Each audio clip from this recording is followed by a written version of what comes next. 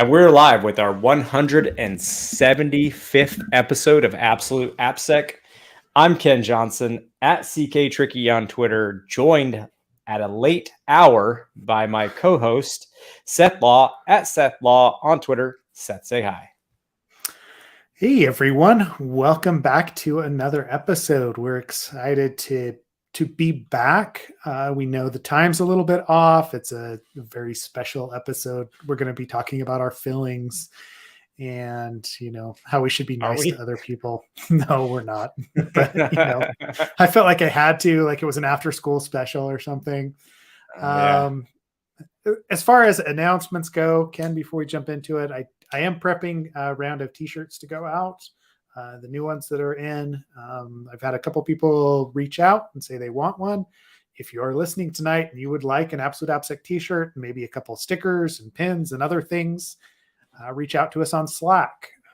Just go ahead and join via absoluteappsec.com. The Slack invite is in there somewhere. And we'll be more than happy to send you a t-shirt. Anyway, outside of that, LocomocoSec is upcoming. There are still a couple of slots for our course at LocomocoSec. If you want to do secure code review, you can pick that out and do it there. We'll post the link here shortly. And in addition to that, Defcon trainings. We are teaching practical secure code review at Defcon. It is the 2 days following Defcon. It's not a workshop. Defcon is offering paid trainings this year for the first time ever. And we've been chosen to, offer our training there. Both of these are public courses. We're getting back into we're rolling with it again. We've got public courses that are going again. So consider us if you want to, right? I guess is all I've got there. Let me think, Ken, is there anything else that you want to bring up before we dive into some of the, ongoing? Yeah. Right. So, the first one is I am hiring for, so I manage two teams at GitHub. One's red team, one's assessment team. So I just posted a link. We are hiring on the assessment team. I don't know why there are two separate links. It's just one role, but it's, you can be in the US, Canada, or Europe. But for some reason they did the US and Europe links separately. So I don't actually know why, Seth, but whatever. That's actually just one role. In any case, we are hiring. It's, you have to work with me, unfortunately, but, I just promise the rest of the team is really awesome. Then let's see, you mentioned Defcon. We're doing training at Defcon. So cool. And then obviously, I don't know how the podcast, we're good for next Tuesday. The following Tuesday, we're going to be busy, right? So we'll have to figure out we'll have to move that time slot. I know we're submitting for Black Hat Europe or something like that. So, there should be at least a couple more conferences this year that we attend. Yeah. I don't have anything else besides that though. Yeah. Somebody's asking for our Slack link. Let me post it here really quick because we do have a good group that's in there. Let's see, people. I don't know, half of these, the way that Slack does links, sometimes they expire, sometimes they don't, whatever. It's funny, every once in a while I get hit up with the link doesn't work. And then I'm like, oh, does it not work? And then it's like, oh, never mind, it works. And I'm like, how it happened? I don't know. Yeah. I hope everybody's staying sane the last couple of days, especially if you're in the Web3 space at all right now. If you've got cryptocurrency, the last few days. Dude, did you see the Coinbase CEO response on Twitter? Oh no, I missed that one. Is that just based on the layoffs that Coinbase did? Oh, well, no, yes and no, right? But obviously as you mentioned, the space has taken a hit. So finances are, of course, an issue. And they had no, the criticism was, first of all, that they had grown way too fast, right? They had all these roles and they were trying to hire for it and they weren't ready or whatever. But anyways, the criticisms, it came up because the employees themselves criticized three, and not the CEO actually, which the CEO joked about. Kind of a serious situation. I don't know if I would have been joking about that. Anyways, So three top execs, they were blasted for things like I just mentioned about like, the whole hiring too fast, the way they were spending, all of this stuff. And generally creating like I think some of the complaints were about a rough working environment, whatever. So the CEO kind of like, basically went on Twitter and was like, well, if you don't like it here, you can leave. This isn't the appropriate, way to do it. And all of that. And anyways, I'm not saying it because I have any thoughts one way or the other. I just saw it and I thought, wow. The only thought I had was like, wow, that is bananas, right? Like that's rough. That's a tough week. It is. And I mean, in our space, you guys are hiring. Honestly, if people are interested in the consulting space too, and have done some, reach out to me as well. Like we've got a ton of projects that are ongoing and are always looking for talent on the, consulting side of things as well. But like there should be places to land. You always wonder how that's going to go. I know from a pure business perspective that some of the projects that were slated to be done this summer for Web3 companies have actually dried up pretty quickly. Really? Because they're so dependent on the price of Ethereum or, Solana or whatever else to be holding in a certain place for them to, be able to borrow money and lend money and all that, the way that some of these companies are structured. And all of a sudden it's like, we don't have the budget for that anymore. Right. Like where they're cutting back because they're just, I mean, that was one of the criticisms was leveraging customer assets essentially to fund this type of hyper growth that's not even necessary. Not saying that is not what I'm saying. I'm saying, because I actually, by the way, I use Coinbase and like it. So I'm not gonna, I'm not gonna sit there and whatever. Like it's not me criticizing, and this is what other people are saying. Is what I'm trying to say. Yeah. Well, and I mean, it should be interesting to see what actually happens in that space. And I think you and I are both extremely interested in it.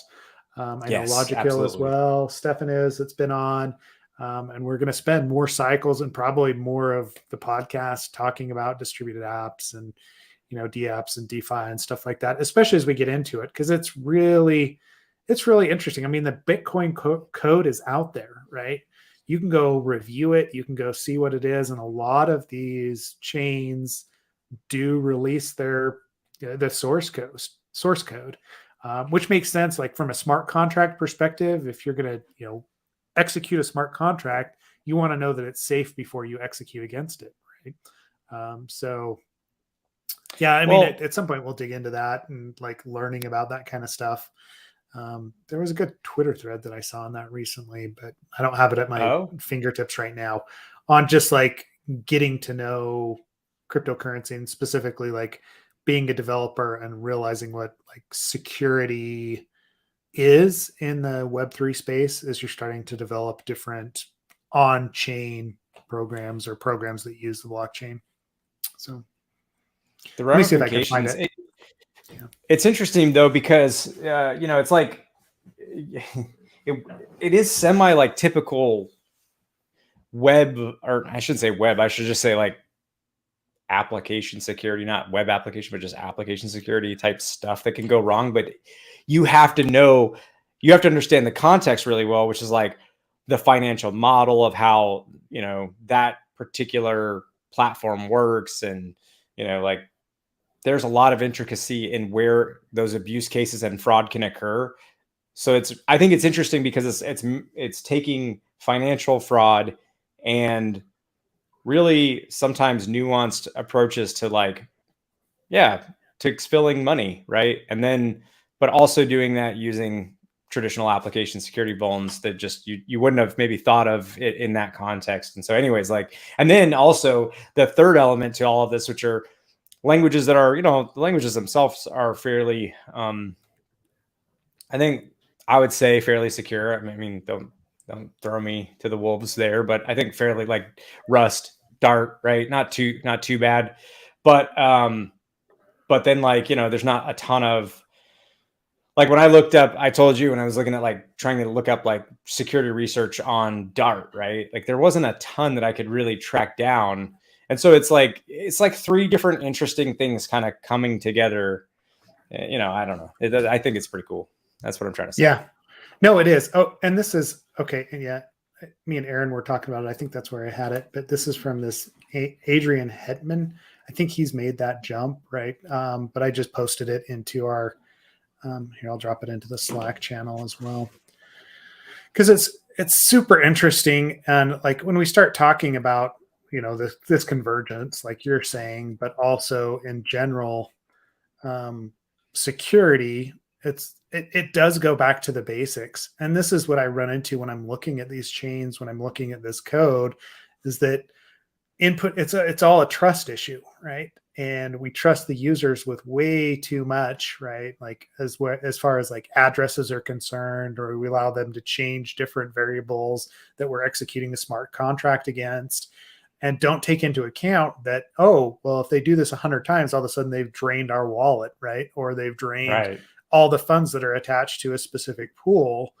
And they're not that novel of attacks, to be honest with you. It's just that we don't have enough people in the space, again, that really understand how to read a smart contract from a security perspective or from a source code review perspective, that sort of stuff happens.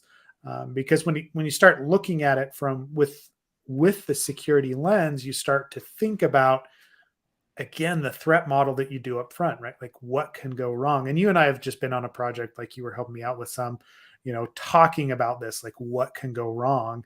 And the amount of things that we uncovered, given what the Web3, application did, was actually pretty extensive.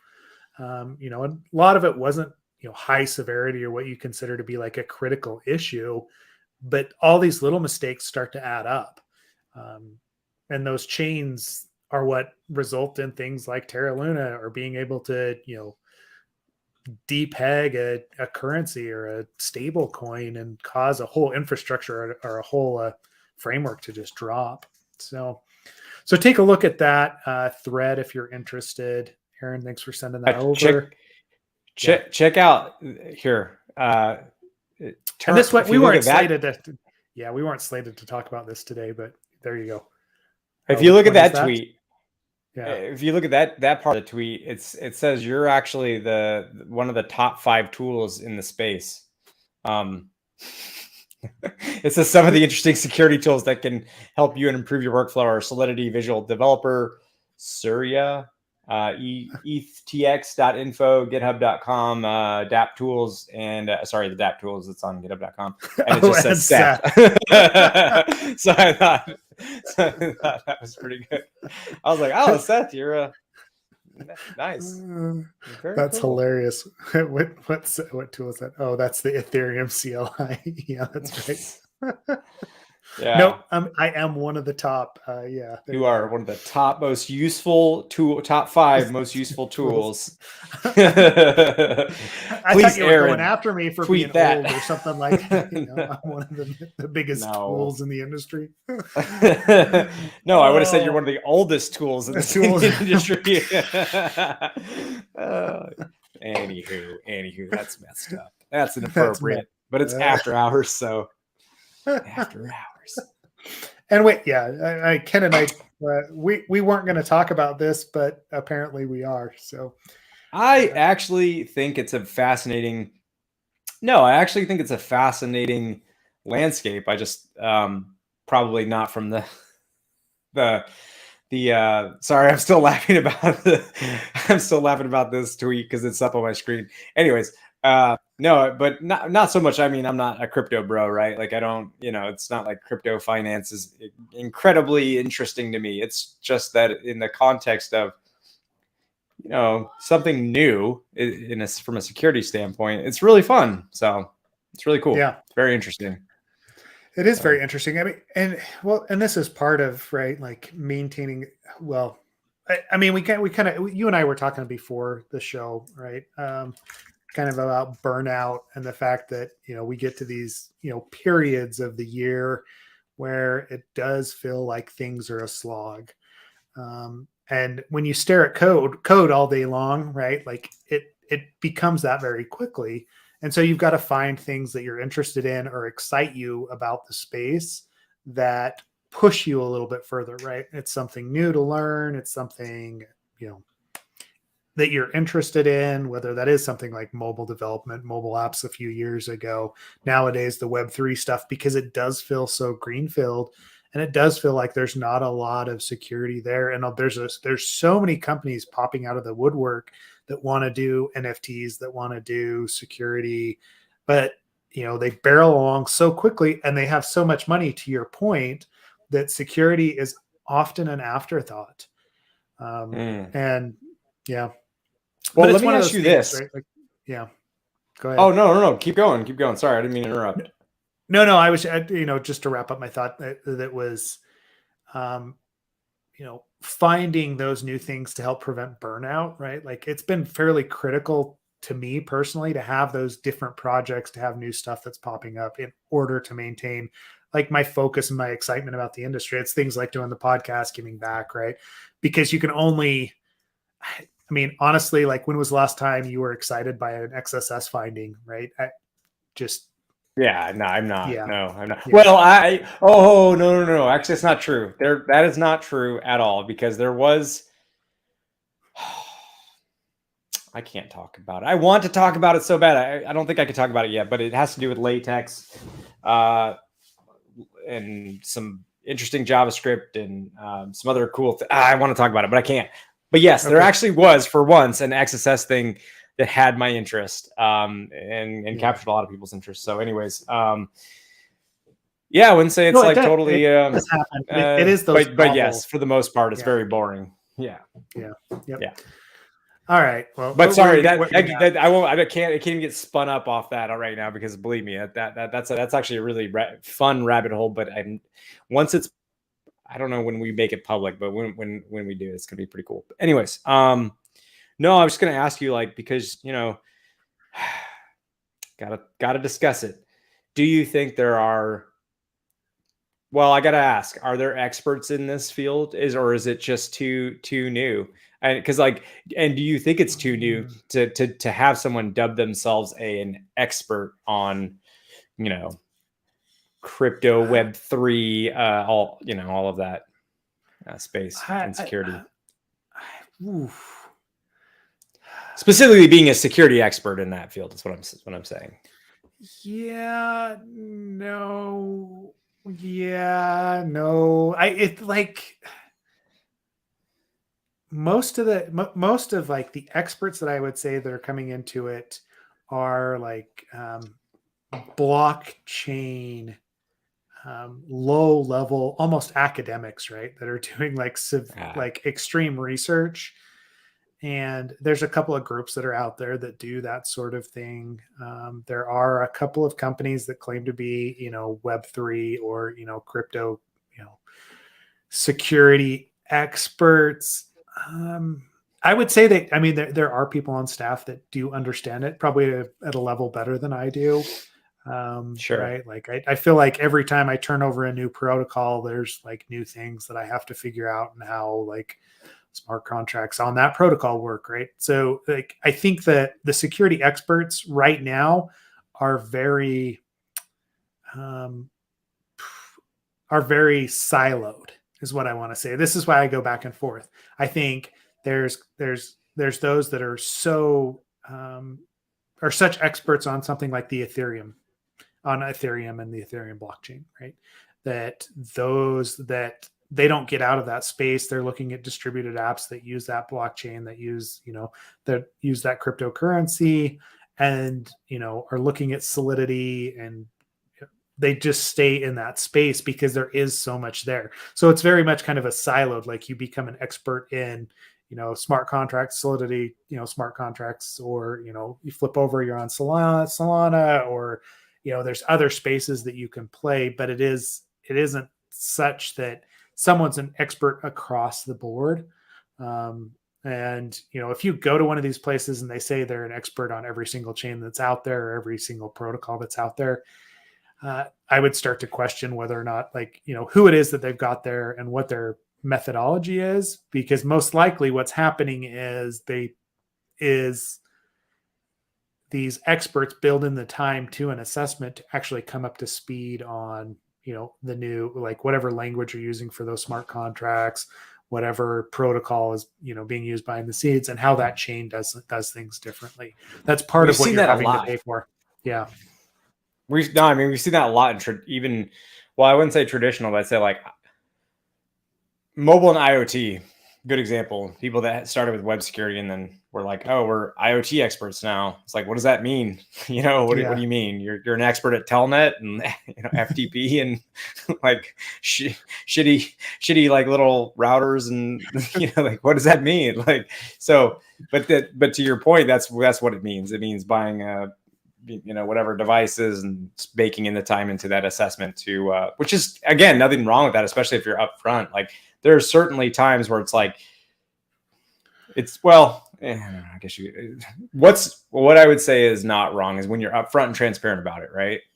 That doesn't feel terrible. If you're not and you're like, oh yeah, if you're pretending, then you're pretending. It's not honest. But I mean, anyways. well, that's always been the case, right?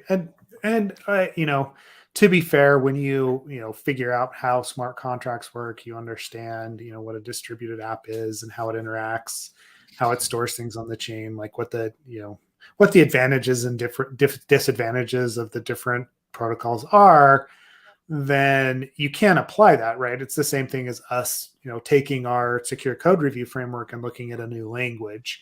It's just building in that time to understand those framework nuances, as we always call it out, or those protocol nuances in this case, right, on the Web3 side of things, because that's going to be the difference in actually finding something or analyzing or coming up with threats for that specific smart contract, for that specific distributed app, as opposed to, not being, or spinning your wheels and only looking for the same thing that everyone else has looked for in that space.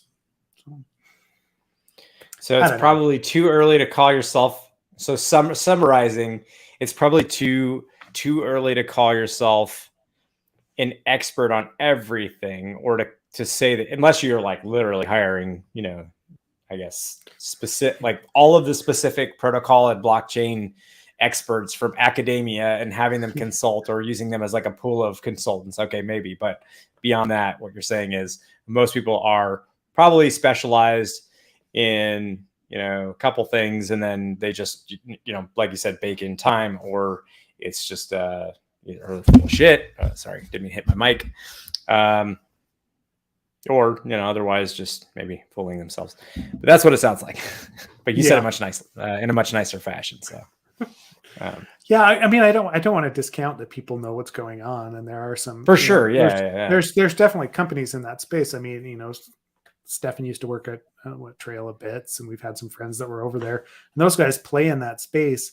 But the level of testing that they're doing is very interesting, and kind of almost at a deeper level than when we look at, some of these new Web3 companies that are, minting NFTs and then, using a back-end exchange to actually like transfer those NFTs from one wallet to another one, right? Like, and the risks are different when you start to look at the different levels and the way that people interact with them. And we've got this meshing of traditional application security, like mobile applications, like wallets that run, or that, are hosted on your iOS or Android device. The protections that go into that have really very little to do with the blockchain. And, but at the same time, they're making requests to, the chain at some point to do a transfer, to do a swap. And so it's interacting with it there. And so we've got this crossover. And anytime that we have so much complexity, that's where the exploits happen. That's where the vulnerabilities occur. And that's where, we identify those threats, right? So the more complex something is, usually, the more prone to some issues it'll be, whether that's security or just, functionality breaking. I think it's just kind of a rule of computer science. maybe a rule of just life. I don't know. Just get deep here in philosophy. Cool. Well, awesome. Thank you for your, because I was gonna, I have a lot of more questions, but I'm like, I think I'll save them for another episode where we actually like dig farther down. Because most of them are also like, I don't want to put you on the spot with tons of opinions. So, yeah. Anyways, what did you want to talk about? Did you want to? I like that JWT article, by the way, that you brought up. Yeah, I mean, that was over at portswigger, so maybe we go there. Hold on, I wanted to. Aaron just posted me this one. This is more funny, right? Like, yeah, basically, future of the web looks bright. Web 1, Web 2, Web 3, Web 5, Web 95, Web 98. At some point, we get to Web ME, right? And that's Anyway. Old ME. Old Nice. ME. All right, so yeah, let's talk about JWTs because those are your favorite thing, right? I heard you want to use it for every possible condition, right? That's, if I remember right. Cool. You gonna post that, or you want me to? I'll post it right now.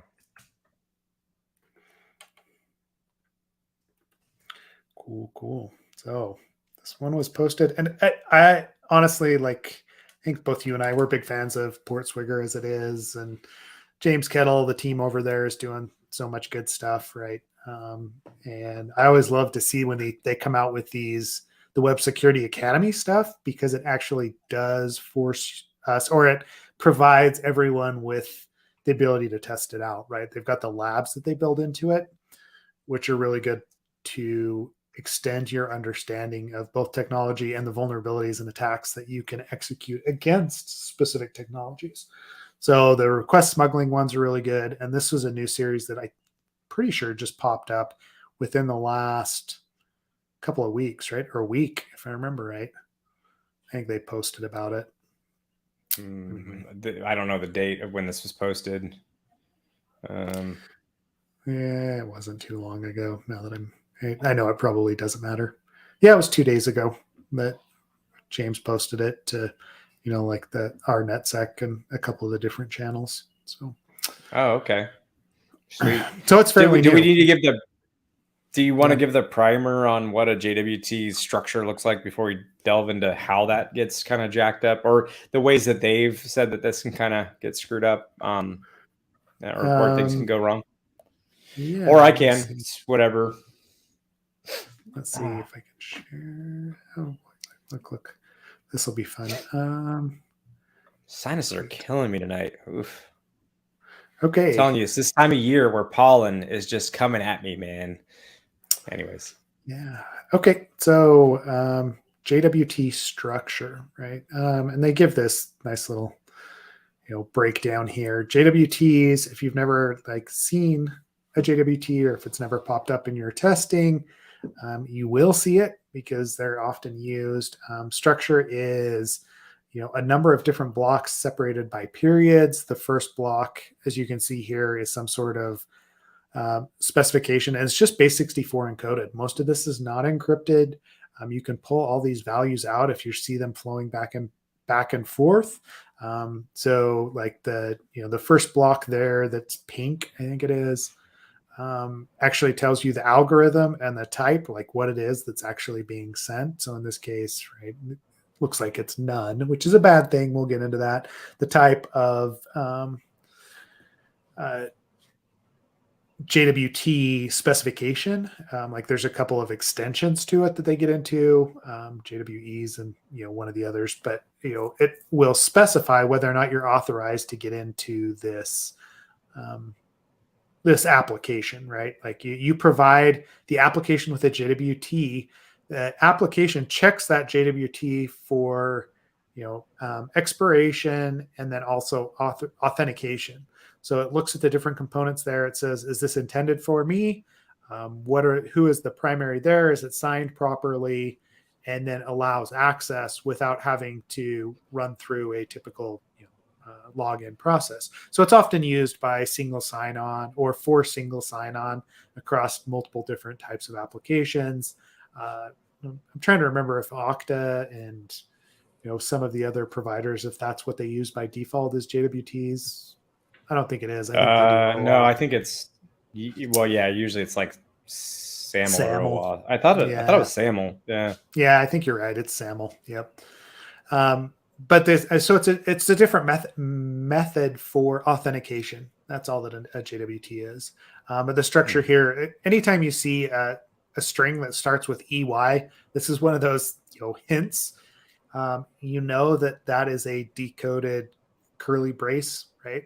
Open curly brace from a base 64 decoded open curly brace. So anytime that I see that in a long string that's being sent back and forth with a web application, first thing I'm going to do is drop that into a decoder to see if I can figure out what's going on underneath the hood. Just as you start to recognize those things over time. So, sure. Yeah. So there's 3 parts, right? JWT is a header, a payload, and a signature. The header and the payload, obviously, that's where the data is being sent across, like who you are, like, what role you have. And then the signature is, what the identity provider has signed and given you to authorize that token or authenticate that token as valid. So the application technically can take a look at that JWT, break it down, check the signature to make sure that it is issued properly, by their trusted certificate or trusted identity provider, and allow access without any communication from the application to that identity provider because it's already all been set up. That's the idea. But we see a lot of misuse here, right? Both in structuring JWTs and how they're actually being used. Am I missing anything on that, Ken, that maybe we should explain? No, so better? I just think like the salient points are that, like you said, there's a signature, payload, and why am I forgetting the other one? Signature, payload, and header. The header. Header, thank you. Oh my goodness. And I mean the attacks, well, I don't want to say attacks. I want to say really a lot of these are just misconfigured or they're just flawed approaches to generating JWTs, as well as flawed approaches to verifying these JWTs correctly. And a lot of that seems to come from within the payload, interestingly enough, like when they talk about, modifying the, the algorithm that's used to sign. So one of the attacks they talk about is being able to modify the algorithm that's specified for signing, so that if you were to modify that payload and change that signature value to like none, in theory it would reject that and say, that's no, we're parsing that, and if we see none, then like no, that's not okay. But they talk about using like mixed case and other techniques that we've been using for like bypassing JavaScript cross-site scripting prevention and being able to actually execute your payloads, which again is like that's what they're using for like say the none value. So that's interesting. One they talk about is let's see, the other one that was really interesting was about, oh goodness, I'm going to go. Oh, well, they talked about brute forcing, by the way, brute forcing using Hashcat, which was actually pretty interesting. So just trying a bunch of different signatures against using a bunch of word lists to be used as the key to generate the signature for the payload. And should the output match, then we know that word in the word list is the key used to generate the signature. So that was interesting. Well, and this is one of the things that I've always found interesting about JWTs is that we do use these the algorithms that are using a single key to generate that signature, as opposed to, hey, why aren't we using something like our public private key? So they have that. Yeah, I know they do, but it seems like we default to, oh, what's the easiest as a developer, right? And I totally get it that you want to get something up and running, but yeah. No, I mean the article actually has that has a mention of that in some ways that fell down. I'd have to scroll down to that part and reread it. But yes, for the other one, secret keys. Yep. Yeah. Yeah. No, I mean there's another one I wanted to just briefly mention, which is when you fail to verify correctly, we were just talking about this before the podcast started, where it's like there's two functions within this node library they mentioned, and it has a decode and a verify function. And so the developers presumably decoded instead of verifying. So you, for some reason, you can do those two operations separately. I think that's because the values inside of the payload are base 64 encoded. So when you're decoding, you're not saying like, oh, there's a verification that in this library specifically, when you call decode, it's not also then invoking the verify function and saying, okay, well, if that returns false, then don't decode. No, it's just saying like, I can read the payload and it's just base 64 encoded. So it's decoded and here's the output. And if you were to do that decoding without the verification, you'd have obviously a problem, which seems pretty, obvious. However, I could actually totally see that happening. I could totally, if you're not familiar with the library and you're like generating JWTs, like in a rush, doing a bunch of things, maybe you're a less experienced developer, I could totally see all that happening. Yeah. Well, and we know that it happens, right? Like it's just, I mean, nobody's intending to do it, but it does definitely happen. Well, I don't know. We've got our insider threats now, so maybe they meant it. No, I don't know. So then, what did you read up on the public-private key a little bit yet? I know you had all of 1 minute while I was blathering on to check it out. That was this brute forcing of secret keys. No, this is just. No, that's the. If you go down, there's a they've got a mention of self-signed JWTs, which is awesome. Yeah. But there is actually a public key section, so you can embed and basically inside you can have like I think it's the JWK. Is that where I'm looking? There's a JWK, which I think you can specify your actual you can specify the public key it's supposed to be verified against. Yeah. I'm going to stand up. My knees are killing me. Sorry, 1 second. You're fine. Yep. Yeah, there is a JWK, right? Like that provides an embedded JSON object representing the key. And then there's also one that provides a URL from which the servers can fetch a set of keys. Yikes. That's always a little, yeah. I mean, again, how does that work? Yeah. Hey, go pull the public key from here. That feels a little untrusted. You probably should make sure that is going somewhere that you want it to. Anyway, and then the key ID. The kid. Yep, the kid. Yeah. So, I mean, it will use those RSA, the public-private keys. I definitely, I'm trying to think, the last few that I've seen, they don't have a tendency to use these, right? At least the ones that I've been dealing with. I'm sure there are developers that are out there that are using the JWK, the keys themselves instead of just the full. Yeah. Ooh, they mentioned if the parameter is vulnerable to directory traversal, an attacker could potentially force the user to use an arbitrary file from its file system as the verification key.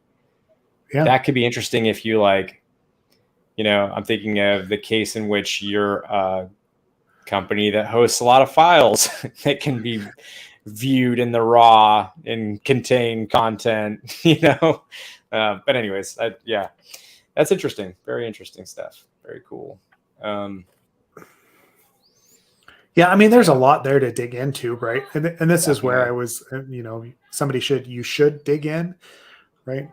If you're dealing with JWTs, you should play with it a little bit to see how this actually, the different attack vectors that are available to you.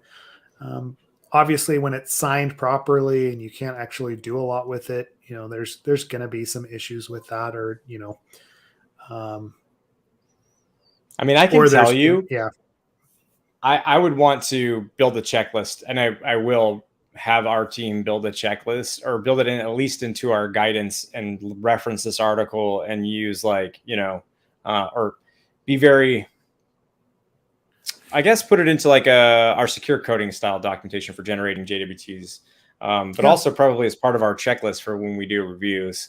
So, because I think anyways, this article is super helpful if you have, and JWTs are used all over the place, right? I mean, for everything. It's not just for web, web related stuff. It's a lot of like services that have to talk to each other through other types of protocols that have to, have some validation of who they're talking to and things like that. Yeah, so it's pretty far and wide ranging, the uses of JWTs. Yeah. Well, and that's, I mean, Or you get to the bottom of JWTs. Yeah. You get to the bottom of the article and that's just it, right? Like, using up-to-date library, robust signature verification, strict whitelists for the JKU header. I mean, those are the things that we key off of. But, one of the things that I appreciate about, portswigger or like the stuff that's coming out is they're stepping through all the threats, right? So similar to the process that we follow when we're doing dynamic and, static assessments, it is you familiarize yourself, first of all, with what the technology is, right? In this case, the JWTs, what the structure is like, what the format is. And then they've sat down and thought, okay, what are the different attacks that exist, right? Like it seems like we key for JWTs quite often on, okay, can you set the algorithm to none and then just create a JWT? But the fact that they've gone into things like the GKU, talking about the URL that's there, trying to pull files off disk via some of the KID parameter, right? Like they've taken it a step further because they did take a step back. I'm pretty sure they sat down and they brainstormed what the risks are for JWTs and came up with more things that were possible than basically what was the traditional set, or what I've heard multiple times at conferences when people talk about JWTs. So. Yeah, I think it was at the last LocomocoSec in 2019, Philip DeReich talked about JWTs, and so that's a really great talk. If I'll pull it up while we're here. I'll pull up the talk and so that people have that talk ready. I mean, I would recommend check it out. It's pretty awesome. Hopefully, it's on the internet. If it is, I'm sure it is somewhere on. Man, I'll tell you, I am so ready for this conference too. I'll tell you, like, just totally to unwind. And I think, like, to your point, it's been a crazy year. And I mean, our teams have grown too at work, so it's been a lot more activity and churn, just things going on in general, which is good. But it's definitely, it's got its challenges. So be a liar if I said otherwise. Anyways, so what else do you want to chat about while I sit here and fat finger and mess up how to search the internet? What else did we have here? Ruby gems are now more secure because they're doing a few things. I think I shared that with you. Oh, do you want to talk about that CISA alert that came out? Man, I was so fascinated. So, because this has been making the waves around security websites in general. I saw it through, so I will hat tip Daniel Miessler. I saw it through Daniel Miessler's newsletter, which is really awesome. His newsletter and Daniel both. But anyways, I saw it through that and it was really cool. Really cool how they shared what attacks were in a broad sense, what attacks were occurring. So the gist is, our government was very, very clear, like, hey, People's Republic of China is attacking the US, right? I think we've all if you didn't know that, like, well, hello. It's definitely been going on for a while. Welcome. This has been going on since the day I started security and long before that, I'm sure. So anyways, the article kind of talks about, hey, these are the increasing threats that we're seeing. Here's what attacks specifically are occurring and what are the types of, or what are the methods, the common methods that these folks are using. And honestly, it's almost like a call to action to patch, right? Because, they talk about how much of this is honestly just known vulnerabilities that are not being patched. And they talk about, they do like give some, they give some scenarios for why people aren't patching and the constraints that they're working within. But it's kind of like the government saying, hey, can everybody just patch their stuff? That's what it feels like, right? But I think what I extrapolated that was more interesting than all of that was that they mentioned public-facing applications. And let me see if I can pull up the link here. It's funny, man. When I use this camera that I'm on right now, I can scroll like nobody's business. But if I use my other camera, not going to happen. So they talk about public-facing applications, and here's the link for that. Now that I found it, and it walks through what essentially MITRE has listed as common exploits for public-facing applications. So they talk about using SQL injection. They talk about all kinds of things. Like I'll just pick out a few here, going down the list. They're basically pulling out platforms like Microsoft. I can't even say the company that I work for. Microsoft Exchange vulnerabilities, which is kind of interesting. I'm assuming that's through the web. I would imagine the web online interface. Yeah. They mention using SQL map as a means of attacking applications. They talk about just a lot of it's like methods and different CVEs that are being used to exploit these various systems. So I'm sorry. So they used some CVEs to gain execution on vulnerable Microsoft Exchange servers, conducted SQL injection attacks against external websites. Talk about Zoho, Managed Engine Desktop Central, Citrix, just a bunch of different stuff. Black Tech, all this fun stuff. So, Black Tech exploited a buffer overflow vulnerability in Microsoft's IIS. Okay. Just a bunch of different groups and CVEs and the attacks being kicked off by them. Anyways, very cool stuff. Thought it was super fun to read through and interesting. Well, and I mean, this goes, I don't know, like we always talk about this in like any training course, right? Like not being the low hanging fruit. And that's basically what CISA is coming out here and asking is like, hey, if we just do this basic level of hygiene, like making sure that we're up to date, it makes life so much harder for these attack groups to come at like specific or target specific organizations. A lot of this is almost feels like, crimes or exploitive opportunity, right? Like somebody's running IIS 6.0. We know that we have these issues that are out there with it. So all we're going to do is utilize a previously built exploit, deploy our command and control system, and then probably patch the server so no one else can get in there and mess with it, right? Right. What's funny is they actually have some of these links to like App 28 actually talks about Russian intelligence versus People's Republic of China. Yeah. So which ones were they pulling up here in the People's Republic of China? I mean, these ones they definitely called out, like Citrix and Cisco, RCEs, authentication. Yeah, a lot of these, right? A lot of these appear to actually be Russian in nature. Why is this?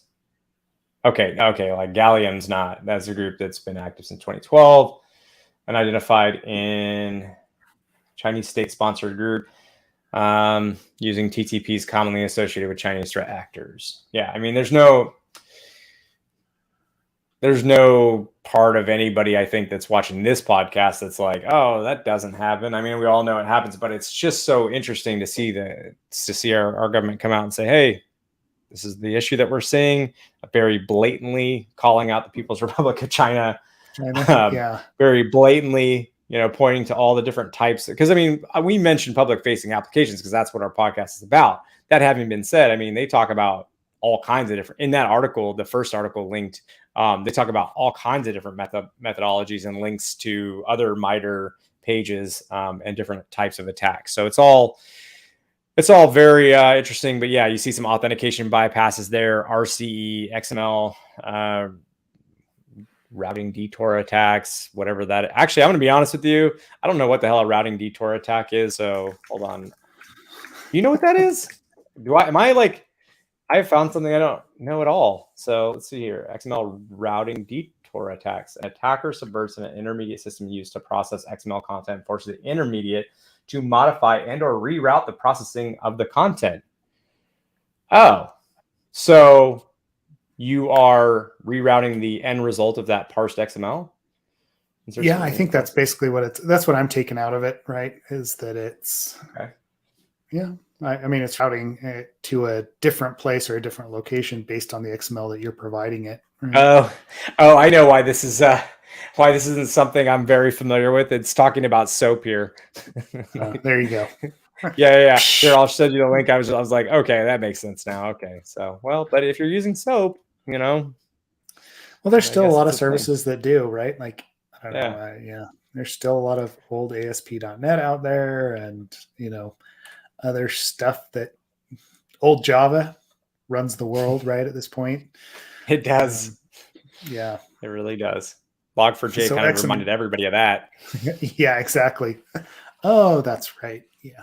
Yeah. We're dependent on technology. We're dependent on programs that were written, 15 to 20 years ago, if not further. I feel like I need to start looking at mainframes. So yeah, we need to have trigger warnings for when we say things like log4j.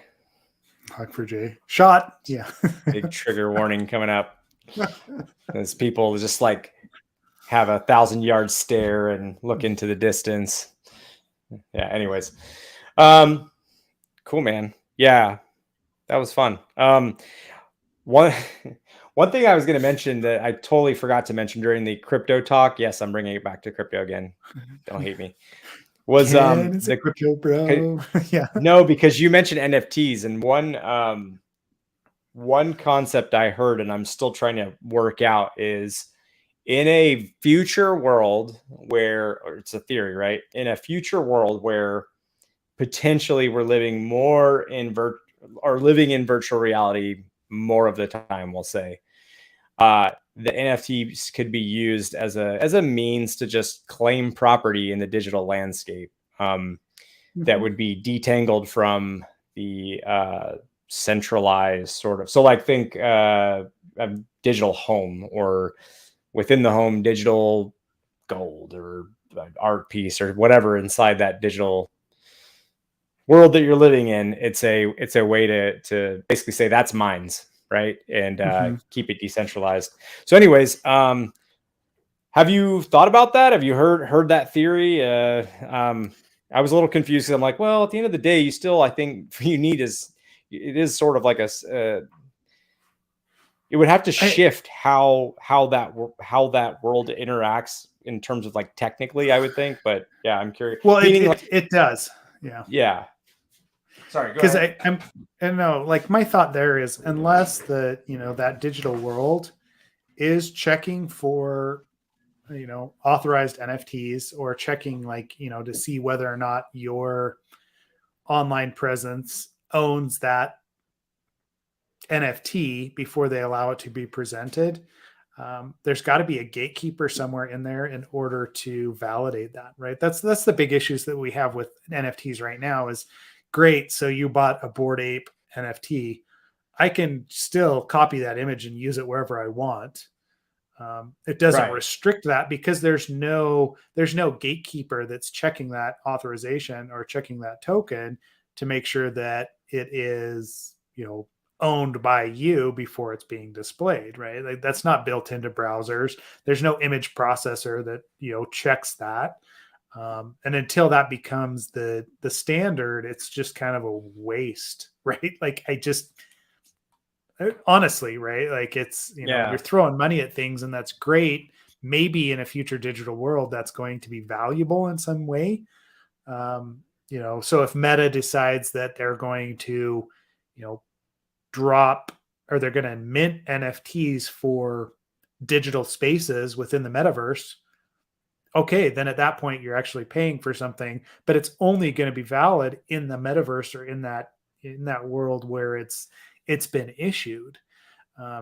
And so it feels like a lot of funny money right now. There's a lot of speculation around it, but it's not necessarily something that is like, I wouldn't go spend $200,000 on an NFT for, that Meta was minting, right? Like, I just wouldn't do that, because that feels like a ridiculous waste of money to me.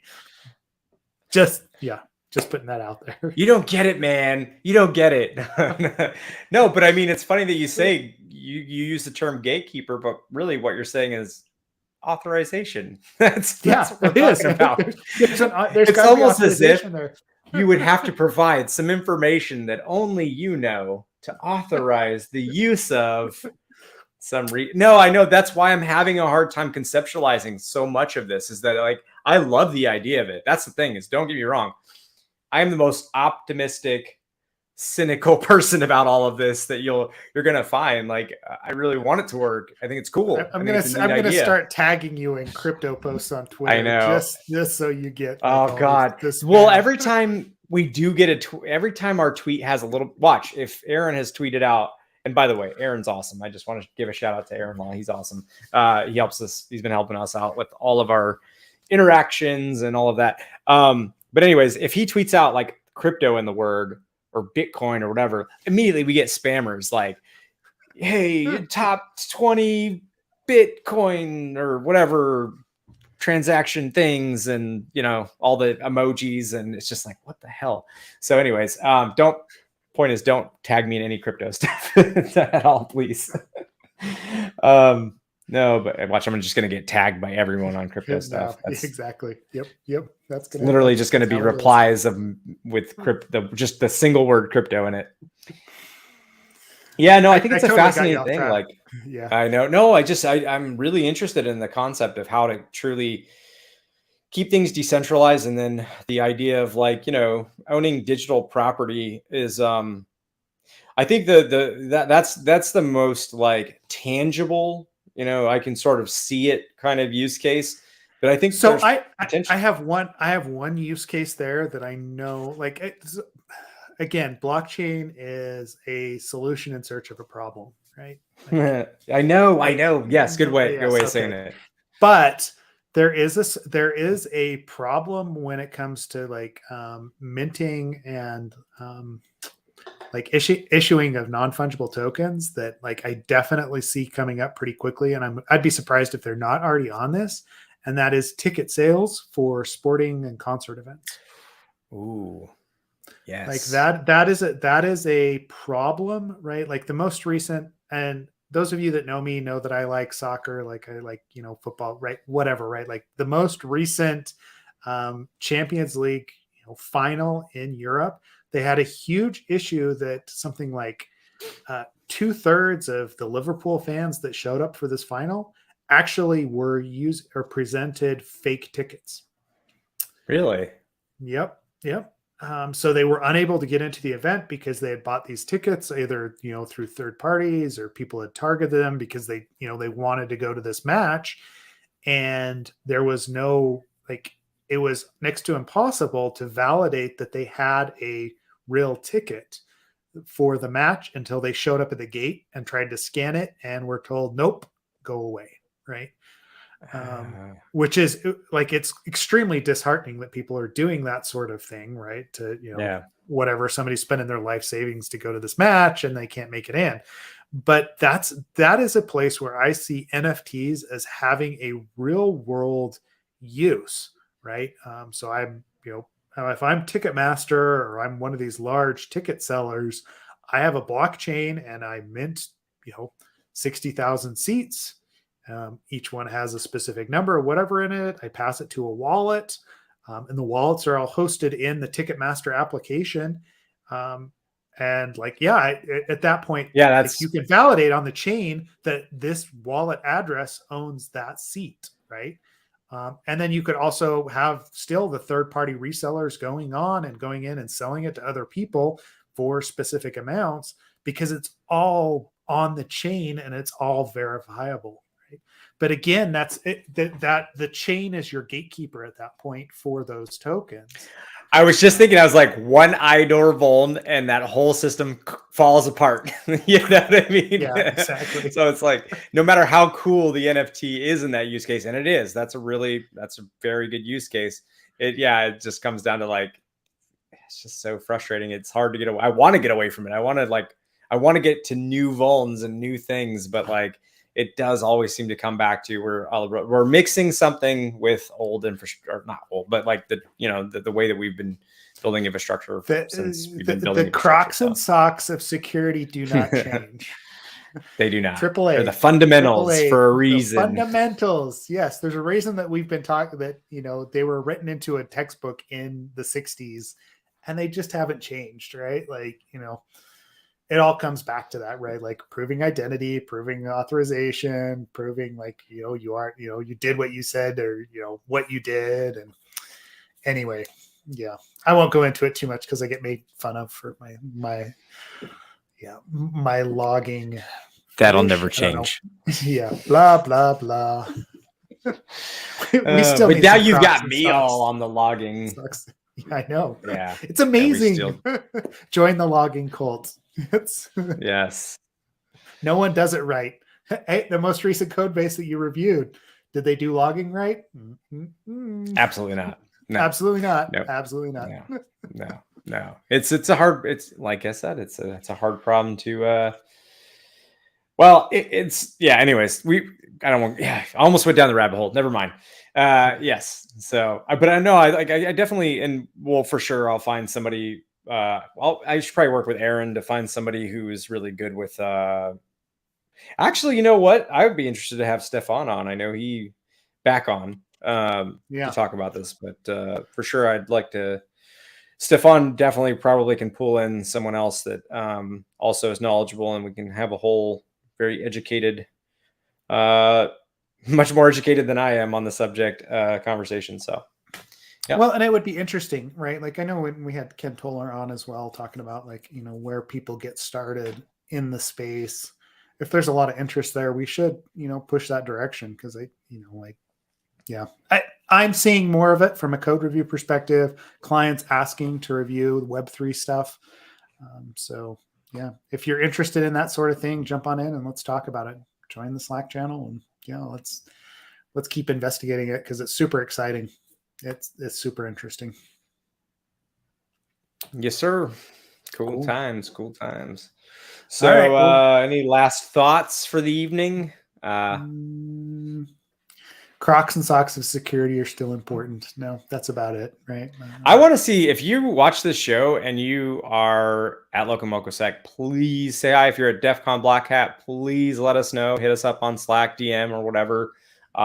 If you're comfortable meeting up. I mean, like, honestly, I would be totally down to maybe even do a lunch thing or something. I don't know, just like meaning like, get together with anybody who wants to meet up. But yeah, I think it'd be fun. But yeah, LocomocoSec, Defcon will be there.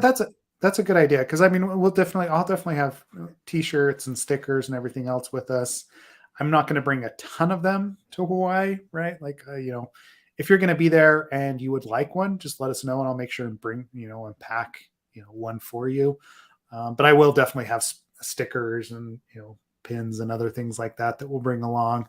But Defcon will be an easier one for us to get a bunch of swag down there.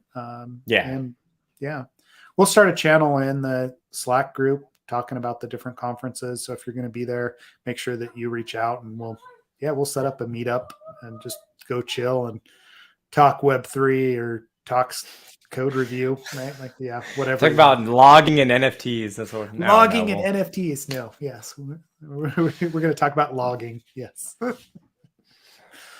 Sweet. Yeah, good times. Well, I'm just excited that we're back in person, man. Like, I got to tell you, I love giving training in person. I like seeing people like hallway con in person. Just couldn't be more grateful for that. And it's going to be a good year, rest of the year. Yeah. Yes, it is. All right. We're halfway through it. Thanks, my God. Everybody. Yeah. All right. Take care. We'll catch everybody online next week. Yeah. Okay. All right. Later. Bye. Ciao.